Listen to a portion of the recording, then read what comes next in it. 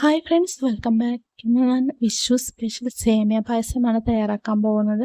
വളരെ ഈസി ആയിട്ട് തന്നെ തയ്യാറാക്കിയെടുക്കാൻ പറ്റിയ നല്ലൊരു സേമിയ പായസത്തിൻ്റെ റെസിപ്പിയാണ്.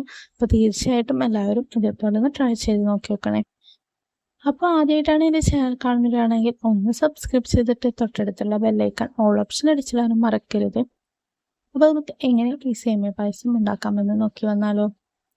സേമിയ പായസം തയ്യാറാക്കാൻ വേണ്ടിയിട്ട് ഞാനിവിടെ ഒരു പാൻ വെച്ചിട്ടുണ്ട്. പാന് നല്ലൊന്ന് ചൂടായി വന്നിട്ട് ഇതിലേക്ക് 2 ടീസ്പൂൺ നെയ്യാണ് ഒഴിച്ചു കൊടുത്തിട്ടുള്ളത്. ഇതിലേക്ക് അണ്ടിപ്പരിപ്പ് ഞാൻ ചേർത്ത് കൊടുത്തിട്ടുണ്ട്. അണ്ടിപ്പരിപ്പ് ഒന്ന് വഴറ്റിയതിന് ശേഷം നമുക്ക് ഇതിലേക്ക് മുന്തിരിയും കൂടി ചേർത്ത് കൊടുക്കാം. സ്റ്റൗ സിമ്മിൽ വെച്ചതിന് ശേഷം നമുക്ക് സേമിയ ചേർത്ത് കൊടുക്കാം. ഞാനിവിടെ വറക്കാത്ത സേമിയാണ് എടുത്തിട്ടുള്ളത്. അപ്പോൾ സേമിയ പൊട്ടിച്ചിട്ട് ഇതിലേക്ക് ഇട്ട് കൊടുത്തിട്ടുണ്ട്. ഒരു സേമിയ ഇട്ട് കൊടുത്തതിന് ശേഷം ഞാൻ അതിലേക്ക് ഒന്ന് വഴറ്റി വന്നതിന് ശേഷം നമുക്കിതിലേക്ക് 1 ടീസ്പൂൺ റവയാണ് ചേർത്ത് കൊടുക്കുന്നത്. ഞാനിവിടെ ജവ്വരി ഒന്നും ചേർത്ത് കൊടുക്കുന്നില്ല. ചില കുട്ടികൾക്കൊന്നും ജവ്വരിയുടെ ഇത് ഇഷ്ടമില്ലാത്തതുകൊണ്ട് ഞാനിവിടെ ചേർത്ത് കൊടുത്തിട്ടില്ല. അപ്പം ഇതിലേക്ക് ഞാൻ ഒന്ന് വഴറ്റിയെടുത്തതിന് ശേഷം 1 ടീസ്പൂണ് റവയാണ് ചേർത്ത് കൊടുത്തിട്ടുള്ളത്. വെള്ള റവ ചേർത്ത് കൊടുത്തതിന് ശേഷം നമുക്ക് ഒന്നും കൂടി ഒന്ന് വഴറ്റിയെടുക്കാം.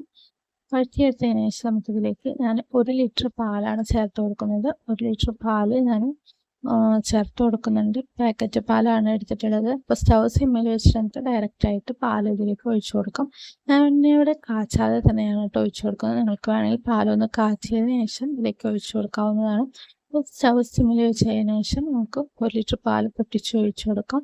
കഴിഞ്ഞിട്ടൊരു 1/2 കപ്പ് വെള്ളം കൂടി ഞാൻ ചേർത്ത് കൊടുക്കുന്നുണ്ട്. പാലിൻ്റെ കവറൊക്കെ ഒന്ന് കഴുകിയിട്ട് ആ വെള്ളം കൂടി ഒന്ന് ചേർത്ത് കൊടുത്തതിന് ശേഷം നമുക്കിതൊന്ന് സ്റ്റവ് സിമ്മിൽ വെച്ചിട്ട് കൈ വിടാതെ ഒന്ന് ഇളക്കിയെടുക്കാം. നമ്മുടെ പാലൊന്നും പൊന്തി വരുന്നതായിരിക്കും.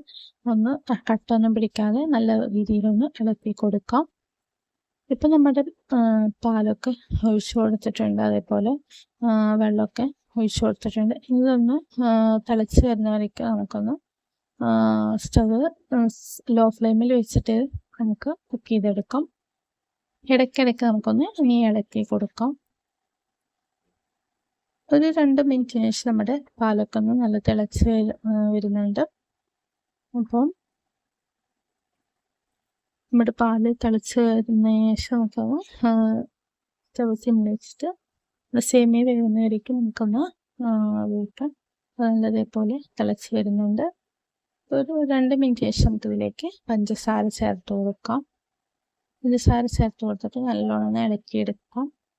പിന്നെ ഇതിലേക്ക് ഞാൻ ഏലക്കാപ്പൊടി ചേർത്തിട്ടുണ്ടായിരുന്നു. പഞ്ചസാര 2 ഏലക്ക ഇട്ട് പൊടിച്ച് ചേർത്തിട്ടുണ്ടായിരുന്നു. അതിൻ്റെ കയ്യിൽ നിന്ന് വീഡിയോ മിസ്സായി പോയതാണ് കേട്ടോ.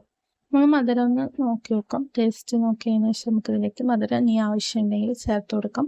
നമ്മളെ വീട്ടിൽ ഷുഗർ പേഷ്യൻ്റ് ഒക്കെ ഉണ്ടെങ്കിൽ ഈ സമയത്ത് കുറച്ച് മധുരം ഇട്ടിട്ട് നമുക്ക് അവർക്ക് മാറ്റി വെച്ചതിന് ശേഷം നമുക്ക് പായസത്തിലേക്ക് പിന്നെയും മധുരം ചേർത്ത് കൊടുക്കാം. ഇവിടെ നമ്മുടെ പായസം ഇവിടെ റെഡി ആയിട്ടുണ്ട്. നമ്മുടെ സേമിയൊക്കെ വെന്ത് വന്നിട്ടുണ്ട്.